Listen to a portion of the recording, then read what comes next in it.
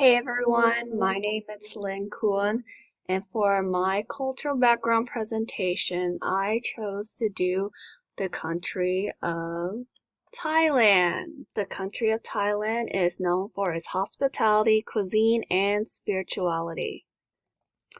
Thailand is located in Southeast Asia, and it lies between the country of Cambodia, Myanmar, Laos, with the Gulf of Thailand to its south. The culture in Thailand is a mix of strong Indian influences, Chinese tradition, and elements that are uniquely Thai. The population is over 66 million.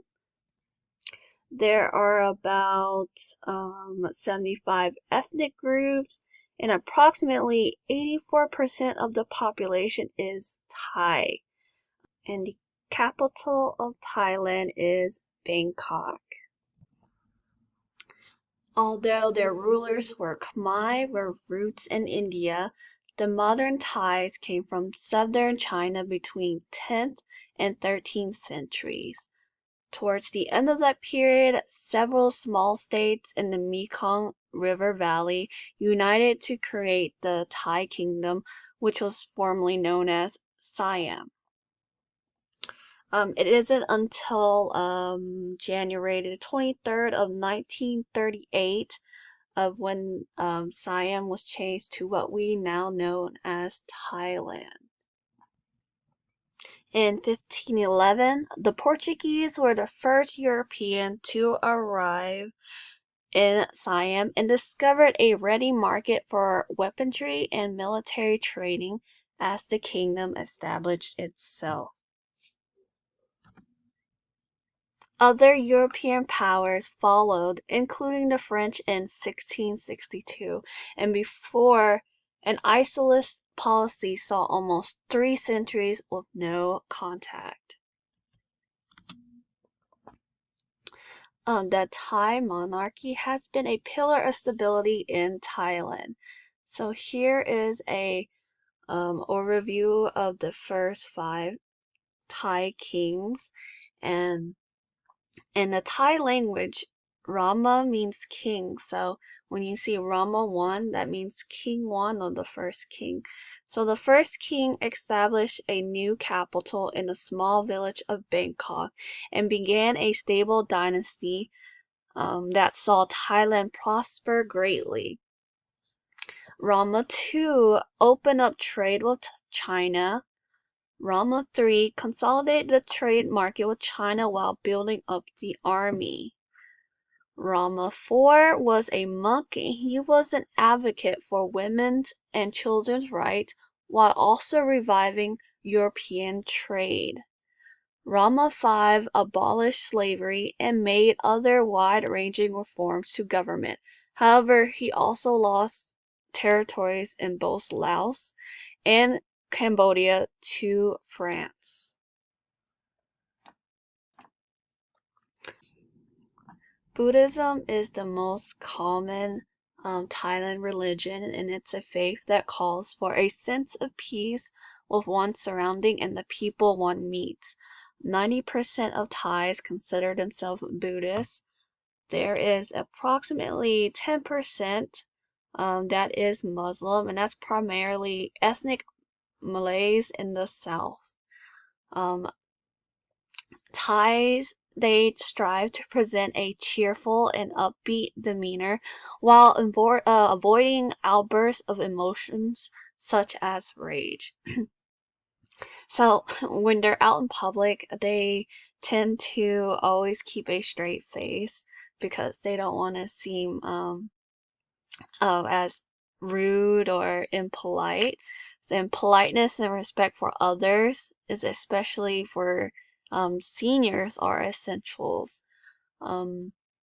So because of that, Thailand has been known as the land of 1,000 smiles. So a Y is a traditional greeting of Thailand, and it's paired with the word hello in Thai, which is Sawadi. Um, Basically, it's the palms of the hands are momentarily pressed together, in a prayer-like gesture with the fingers pointing upward, usually close to the chest and the head slightly bowed. Men and women also Y a bit differently. Women bend their knees and men only slightly bend their heads. And you Y when you're thanking someone, apologizing, or saying goodbye. You also Y if you're passing spirit houses, temples, shrines, or anything regards to the monarchy. For example, if you see a picture of the king. There are different degrees of Ys that depends on respect being shown. The first one is when you're greeting a friend, someone who is, around the same age as you and also the same social status. You would slightly nod the hands so that the thumbs briefly touch your chin. The second Y is used when you're greeting older people or those who you deem to have a higher standing status than you. At this position, the head tips forward slightly and the hands come up so that the thumbs touch the nose. And the third one is typically used when greeting monks. So the nod turns into more of a bow and the hands slide up so that the thumbs touch the eyebrows. When it comes to Ying to a royalty, Thais will bow or curtsy while they slowly make this gesture. It is also a rule of thumb to not return a Y from a younger person, so you should just smile and nod as an acknowledgement. In Thai household, it is usually the men who will provide for the family. Thais are closer to their families than most Westerners. It is common to have several generations living under the same roof, meaning grandpas and aunts and older siblings will help raise a child. It is common for Thais to live in the home of their parents until they are married. Some newlyweds even live with their family until they have children of their own. Um, Moreover, a pregnant mother often moves back to their mother's house or sometimes invite the future grandmothers to live with them. And Thais, they hold their parents in very high regard. In Thailand, there are four major dialects. There's Northern, Southern, Northeastern, and Central. The Thai language is a tonal language, which means that each word has a certain pitch characteristic with which it must be spoken to be properly understood. There are 5 tones: mid, low, rising, high, and falling. When spoken correctly, it creates a pleasing melodic patterns which has led to the language to sometimes be called as the sing-song language by the foreigners. The Thai alphabet is phonemic, so the pronunciation of a word is dependent on of its meaning. Because of this, it's possible to pronounce a word without knowing its meaning. So there are 44 consonants and 15 basic vowel grapheme. Thai script is written from left to right with no intervening space to form syllables, words, and sentences. Vowel graphemes are written above, below, before, or after the consonant they modify. The vowel graphemes and a few consonants can be combined in various ways to produce numerous compound vowels.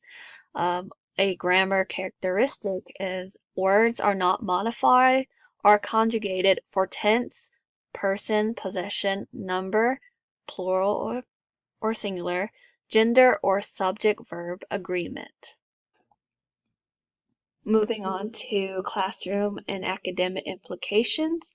These high schools, they use a simple instructional method that students must follow closely in order to receive passing marks. So teachers, they don't stray away from books. Instead, teachers are typically instruments through which English lessons are passed down from a more formal source, like a approved curriculum or publication. So this leads to students just memorizing lists of rules and not taking the initiatives to go out and practice English on their own. One of the main problems facing Thai students is that the Thai alphabet is entirely different to the Roman alphabet. Thai speakers learning English often have problem pronouncing the z sound and the v sound because they don't occur in their native language. They also have problems pronouncing consonant clusters such as sp and st.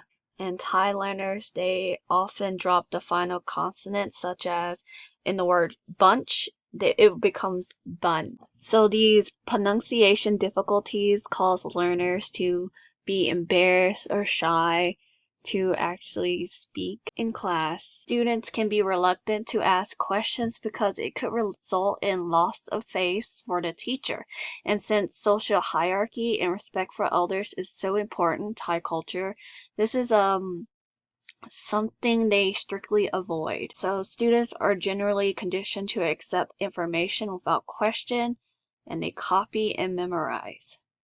It can also be very difficult to get a student to say, I don't know, because they don't want to admit that they don't know the answer to a question for the fear that they will make them lose face and possibly result in scolding. I think that is all. Thank you for clicking on this presentation and joining me today. I hope you have a great day.